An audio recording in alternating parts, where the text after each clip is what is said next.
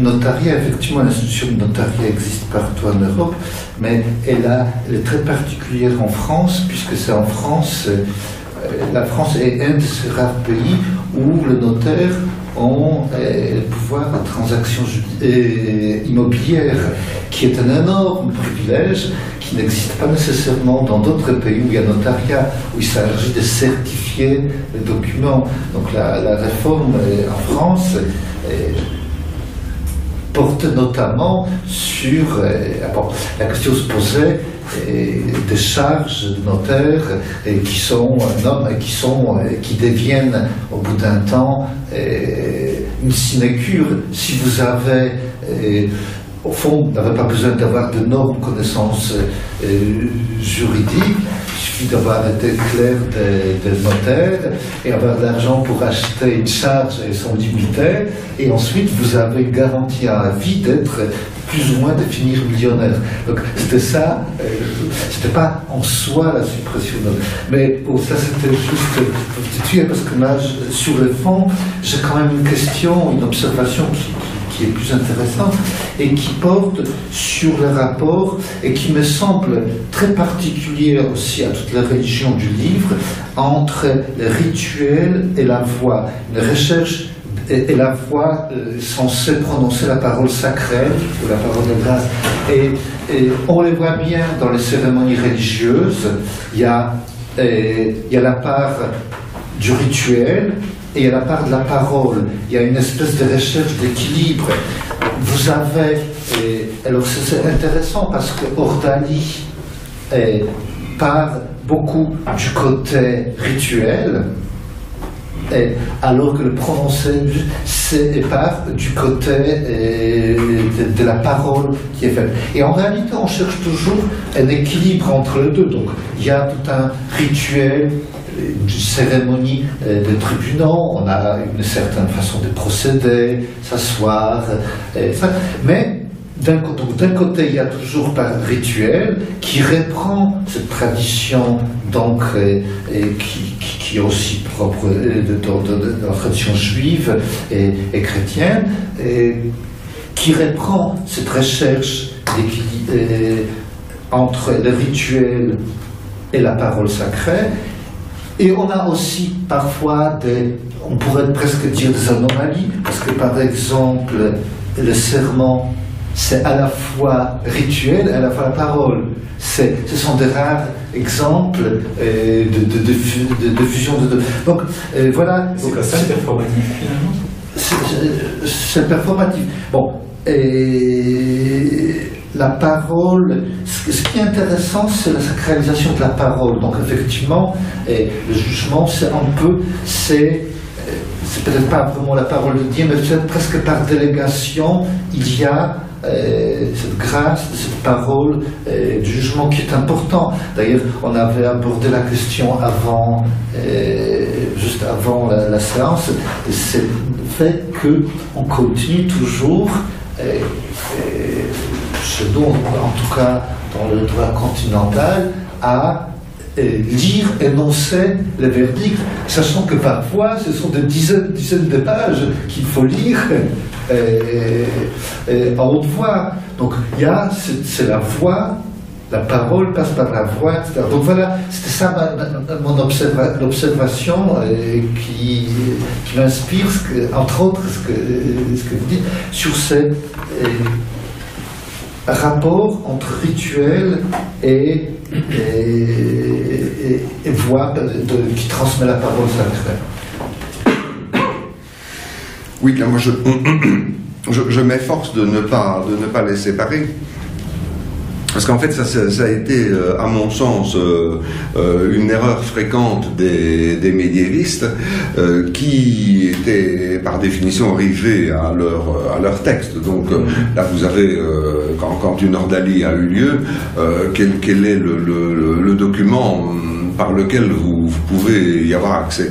Vous pouvez mettre la main sur le manuel de liturgie du prêtre, qui vous dit les prières que le prêtre doit répéter, donc avec une invocation à l'eau, par exemple, l'eau du baptême, l'eau qui devient l'instrument de Dieu pour la punition du coupable et la purification de l'innocent. Et puis, vous avez, dans le meilleur des cas, des notices qui vous disent un tel a été condamné un tel a passé l'épreuve, et puis il a été, les formules qu'on rencontre tout le temps, c'est combustus est, il a été brûlé, donc autrement dit, il est reconnu coupable, ou bien mundus est, il est pur, ou il a été prouvé pur. De sorte que les médiévistes ont souvent opposé ordalie et serment, en se disant que le serment est un acte de langage. Je ne peux pas imaginer de serment sans parole. Je suis innocent du vol de cette vache dont on m'accuse.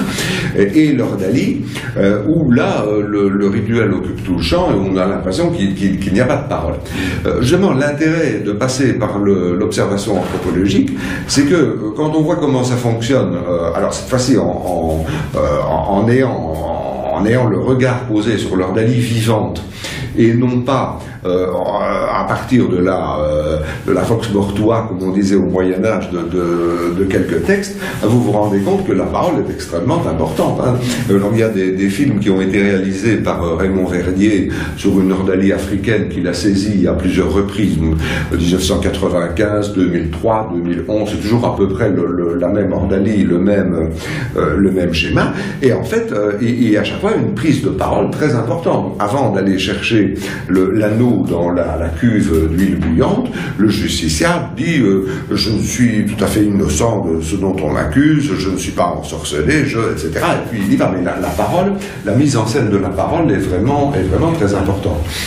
Donc Mais elle n'a pas encore ce caractère sacré à ce moment-là, parce que c'est le prévenu qui dit je suis innocent, mais lui parle pour lui-même. Il n'a pas c'est l'ordalie qui ajoute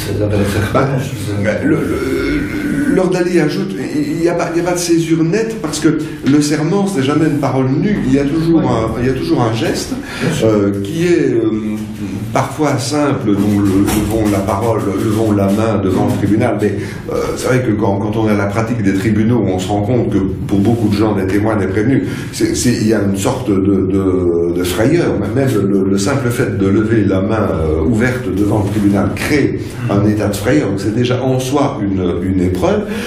Les formes de serment dans les diverses cultures peuvent être extrêmement complexes, donc vous devez toucher des reliques, ou bien vous passez sous une espèce de pont de terre, ou vous buvez un breuvage composé d'eau et de terre, au point que il y a un point aveugle de la distinction du serment et de l'ordalie. Il y a des rituels qu'on peut analyser comme des serments, ou qu'on peut analyser comme des ordalies. C'est indifférent. C'est pour ça que j'ai surtout pris ça en compte, et je n'ai pas fait vraiment de sortes différentes entre les deux. On voit très bien qu'il y a un pôle avec une épreuve qui se présente comme spectaculaire et très, très difficile, aller chercher un objet dans une cuve d'eau ou d'huile incandescente, et qu'il y a alors en revanche des formes qui sont beaucoup plus légères, lever la main et dire je le jure, mais ce sont deux pôles entre lesquels il y a un champ. Et donc je ne séparerai pas personnellement la parole du rituel. En ce qui concerne la procédure, alors la procédure depuis l'audience d'introduction jusqu'au prononcé, là nous avons vraiment deux cultures tout à fait opposées, et elles sont tout à fait opposées aujourd'hui comme elles l'étaient au Moyen-Âge, exactement dans les mêmes termes. Antoine Garon connaît très bien le problème au présent, puisqu'il a suivi des audiences françaises, des audiences anglaises, et on a pas mal de documentation, même pour des époques anciennes. Alors je reprends les mots d'Antoine, en common law, on a une culture d'audience, et en France, on a une culture de dossier. Hein, c'est-à-dire,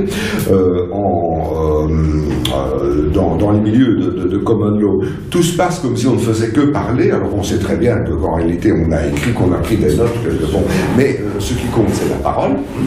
Et dans les procédures de type français ou allemand, alors au contraire, on fait des dossiers, et on fait comme si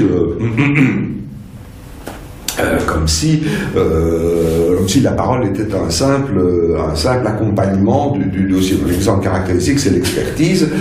L'expertise de l'expert français, c'est une pièce versée au dossier. L'expertise de l'expert anglo-américain, en tout cas si on va jusqu'au trial, c'est-à-dire s'il y a un jury, ça postule le témoignage en personne, le témoignage en personne devant le jury, parce que le jury doit pouvoir regarder l'expert au fond des yeux. Donc deux cultures complètement différentes. Mais avec des curiosités, c'est que la procédure anglo-américaine ne comporte pas normalement d'audience du prononcé, parce qu'un procès reste une chaîne de décisions successives qui débouchent sur un rapport, un report à la fin.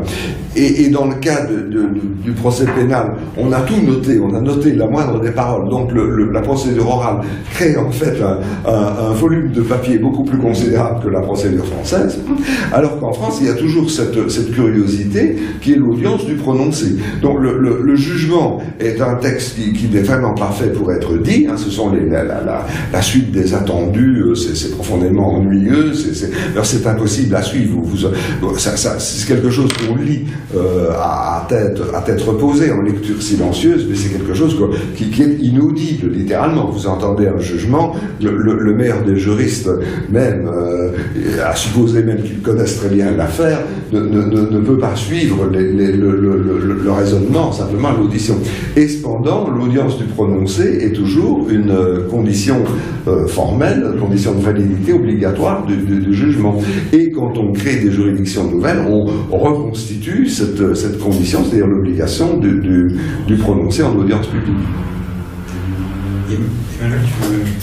Je voulais revenir sur un point que Victor a soulevé. En fait, Agamben, dans un livre très concis, Le sacrement du langage, il parle d'une crise du politique due au serment, comme les serments ostensiblement avant étaient. On était imbibé du serment, c'était la parole qui comptait, pas seulement dans des aspects judiciaires, mais dans les aspects quotidiens de la vie. Et justement, qu'on arrive aujourd'hui à ne plus s'engager dans la parole, il reste cette structure juridique qui est les seuls. Je ne sais pas les mots, mais j'aime bien.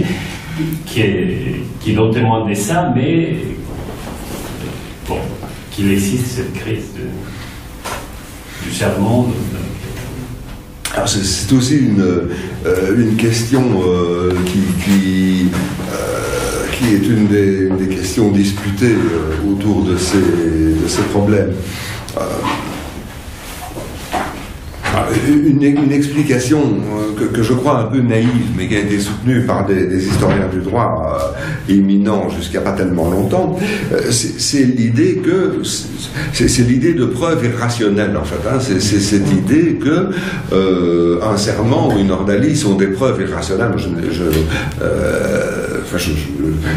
pas tout expliquer, mais il y a un chapitre de mon livre où je détruis totalement cette notion qui me paraît parfaitement dépourvue de pertinence, c'est même un oxymore, une preuve irrationnelle, qu'est-ce que c'est?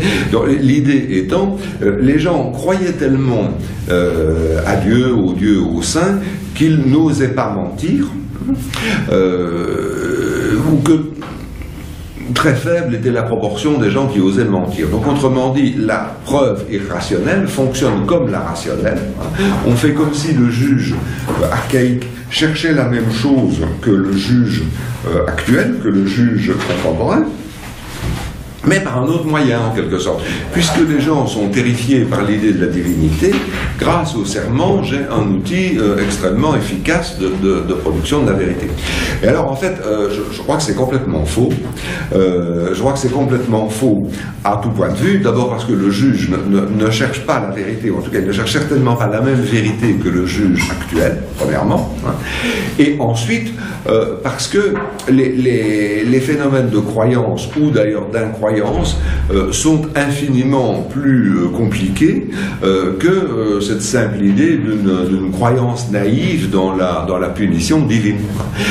Et dans toutes les sociétés, de nouveau là on a des matériaux livrés par les anthropologues sur toutes sortes de sociétés africaines, et de nouveau pour le Moyen-Âge on a aussi toute une série de témoignages qui montrent que d'abord prononcer un faux serment et puis aller se confesser après, tout le monde s'en accommodait si ça permettait de gagner un procès, c'était pas si difficile que ça.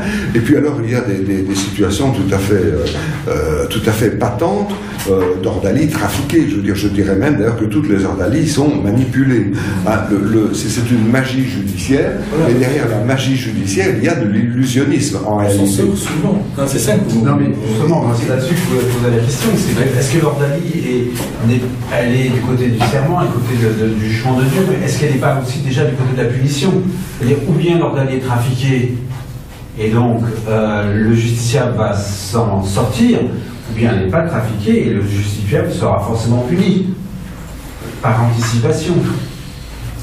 Ah oui, l'idée que ce serait une punition par anticipation, oui, ça c'est aussi quelque chose qu'on trouve très souvent. C'est cette attitude de punition, en quelque sorte. Qu'on trouve très souvent dans la littérature et qui me paraît une erreur, c'est-à-dire que certaines ordalies provoquent de la souffrance. Certaines ordalies provoquent de la souffrance, mais pas toutes. Il n'y a que les ordalies par le feu, au fond, qui provoquent de la souffrance. L'ordalie de l'eau froide n'en provoque pas, et les ordalies alimentaires provoquent des dérangements, mais ça ne va pas au-delà d'une bonne indigestion, si vous voulez. Mais alors, il faut faire attention aussi à distinguer l'épreuve effectivement pratiquée et le mythe étiologique de l'épreuve. On va rencontrer dans certaines populations africaines des mythes étiologiques qui vous disent attention, on punit par le poison, et tel roi à telle époque faisait passer cette ordélie-là, ça faisait des morts, mais en grande quantité. Autrement dit, ça c'est une présentation de l'épreuve qui vise à donner à l'épreuve une certaine crédibilité. Bon, dans la pratique, je crois qu'il n'y a jamais un seul anthropologue qui ait assisté à une ordalie qui débouchait sur une mort d'homme. Et dans la pratique, les ordalies par le poison en Afrique sont faites sur des animaux. Chacune des parties présente un poulet, et alors on administre un poison au poulet des deux parties, et c'est là qu'on voit évidemment la manipulation qui est